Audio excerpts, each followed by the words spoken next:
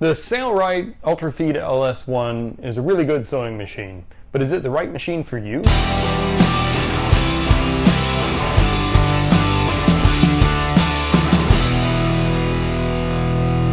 So, full disclosure right from the get-go, Sailrite provided this machine to me. I requested the machine as a demo and was offered the opportunity to keep the machine if I chose to, and I choose to, because it's a darn good machine. I already have a Thompson that's very similar to this machine, and if I didn't like this machine, you know, it's not like I need more sewing machines, so I wouldn't have kept it. However, this is a review of the machine, and you know, it's just pure psychology. I'm pretty happy about being given the machine, so take everything I say with a grain of salt, as you should any review of any product. So this is a paid product placement of the Sailrite Ultrafeed LS-1. Okay, all that said, let me tell you about the machine. The Sailrite Ultrafeed is a portable walking foot machine. Most walking foot machines are large industrial machines. I believe the Sailrite Thompson design was the first of the portable, you know, smaller size mini walking foot designs. And if I'm not mistaken, every walking foot portable machine on the market is a copy of this machine. So if you don't know what a walking foot is, your standard sewing machine foot, just kind of, maybe I should show you what a foot is. The presser foot on a sewing machine holds the fabric down on the feed table, allowing the feed dogs to feed the material in order to create a stitch. In a typical non-walking foot machine, the presser foot barely moves up and down as the material is fed. A walking foot machine has a foot that is separated into two components. As you sew, one toe of the foot pulls the fabric along to create the stitch, while the other toe lifts up and walks ahead to grab the fabric. In this way, the fabric is more consistently fed, and thicker or more difficult to feed fabrics can be sewn. The machine that I have is the Ultrafeed LS-1, and it's the basic package. In the lineup of Ultrafeed portable walking foot sewing machines offered by Sailrite, this is the least expensive, most basic option. The other model is the LS-Z1, which indicates that it's a zigzag capable machine. The LS-1 is straight stitch only. If I could only have one sewing machine, I'd probably spring for the LS-Z1 just to have the zigzag capability for doing things like bar tacks. You can do without it, but you know, I think it's like $100 difference to get the LS-Z1. I have 6 sewing machines and several of them are zigzag capable, so it's not a big deal for me. This is my Thompson PW500, which is the machine upon which the Sailrite is based. And if you take a look, they're basically identical, with a few significant changes that make the Sailrite, in my opinion, a better machine. In terms of function, they basically function exactly the same. You know, anything this one can sew, this one can sew. But the upgrades to this machine definitely make it a little bit more usable. For example, probably my favorite improvement of the Sailrite is the reverse lever and stitch length lever. The reverse on the Thompson, particularly when you're in the longest stitch length, which I use a lot, to activate reverse, it's not spring loaded, and I mean, you have to kind of fight with it to get over this hump on the front of the machine. You know, it works fine, but it's just clumsy and cumbersome.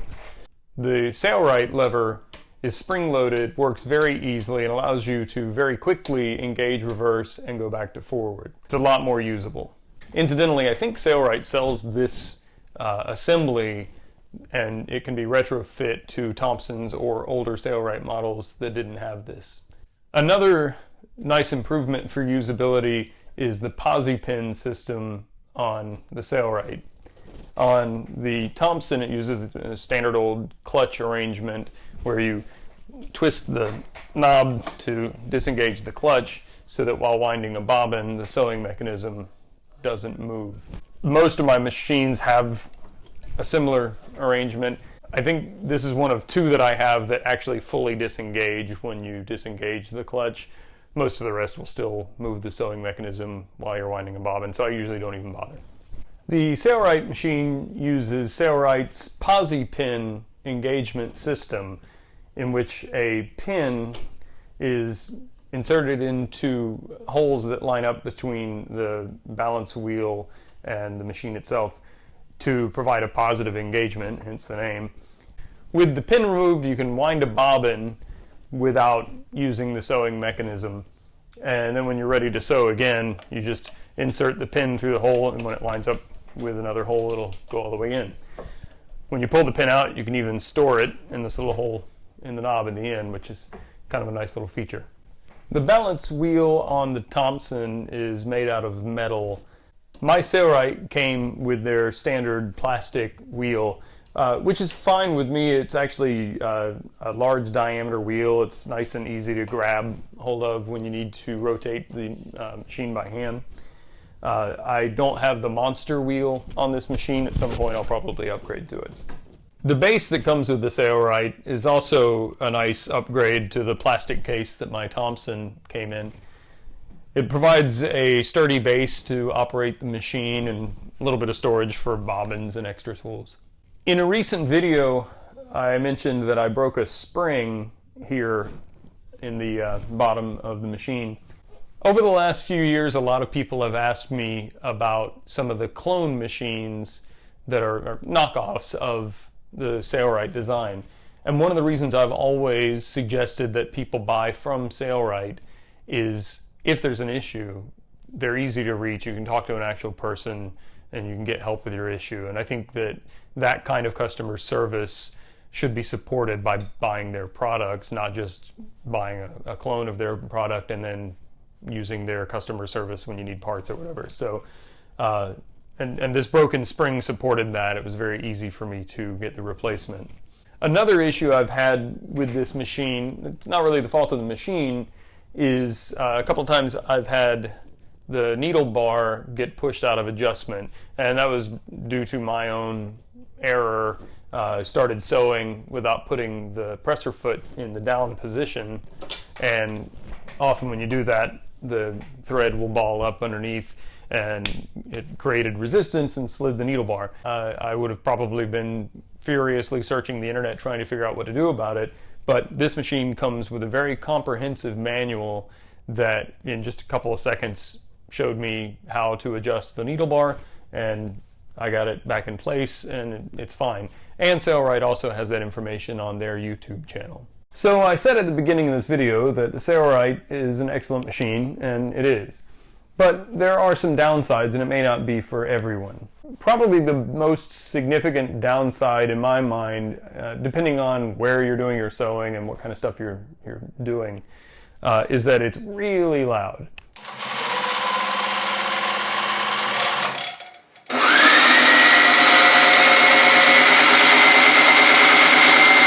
So if you live in a situation where you have other people living in your house who might be trying to sleep when you're sewing and that kind of thing, that could be a consideration. The machine is quite a bit louder than a typical household machine.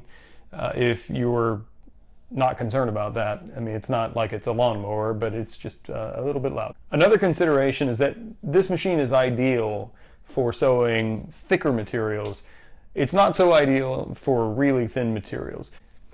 If you like to make gear out of things like 1.1 ounce sil nylon or that kind of thing, then this machine, it can be made to do it, I think, but it's not the one I would go to. I have the advantage of having multiple sewing machines, so I can choose a machine that fits the project better. But if you can only have one sewing machine, you'll really need to weigh your need to be able to get through thick and heavy materials versus how often you might be sewing thinner materials. So for example, here's some 1.9 ounce sil nylon that you might make a tarp or a stuff sack out of. As you can see, when you sew, it tends to bunch the fabric up. You can pull it out. And again, it sews okay. It's not like it's impossible to do this with the machine. It's just not ideal. Just for comparison, I'll sew the same fabric on the Singer 237.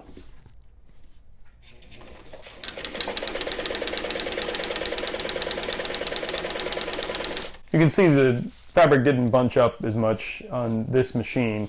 And if you're primarily doing lighter weight fabrics like this, then maybe a walking foot machine isn't the right machine for you.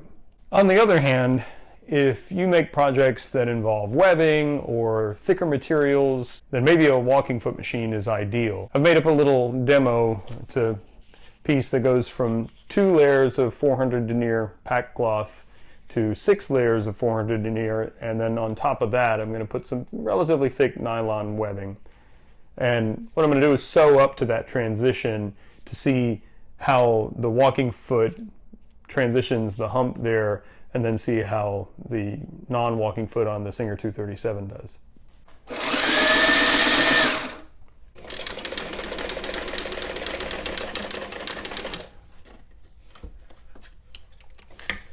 So I didn't let off at all. That slowdown at the end was the machine struggling to get over the hump. As you can see, it sewed right through. It's fine. Did a good job. So I'm going to bump it up. Let's try going from 1 layer to 6 layers of 1680 denier ballistic nylon and 2 layers of the webbing.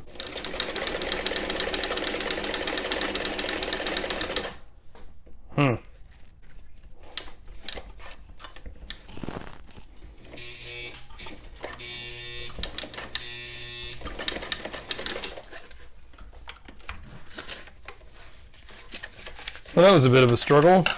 As you can see, I had to help the machine quite a bit.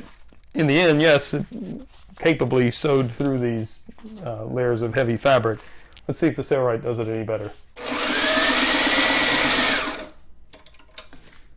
If your sewing typically involves thick seams of heavy-duty fabric and webbing, the walking foot of the Sailrite Ultrafeed machine makes that a lot easier to accomplish. By the way, the light that's on this machine didn't come with the machine. It's just a cheap LED light that I bought at a home improvement store, mostly for filming, just to light up the area under the machine.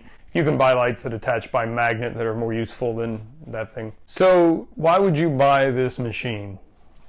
Well, if you sew heavier fabrics, webbings, upholstery, weight fabrics and vinyls, leathers, that kind of thing, the walking foot machine is indispensable. I use a walking foot machine at work, and it's huge and can't easily be moved around. I can take this out on my patio and sew when the weather's nice if I want to. And if you've been watching my channel for a while, you know I just moved, and this machine was a whole lot easier to move than a full-size industrial machine would be. So you get the advantages of an industrial machine in a much more compact package, and it's much more affordable. Excuse me. Hey, no, you're not supposed to be eating thread. Stop, stop, stop.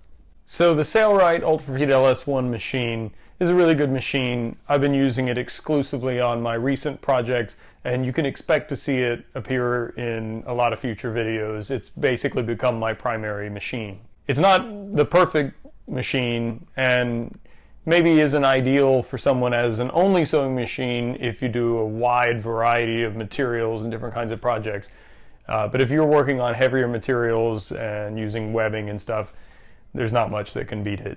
So if you're in the market for a portable walking foot sewing machine, I mean, this is really the only one on the market. Everything else is a copy of it, but it's definitely a machine worth looking at. If I left anything out of this review, or if you have any other questions or comments, post them in the comments section below. If you're not already a subscriber, I'd love to have you subscribe to my channel. Thanks for watching.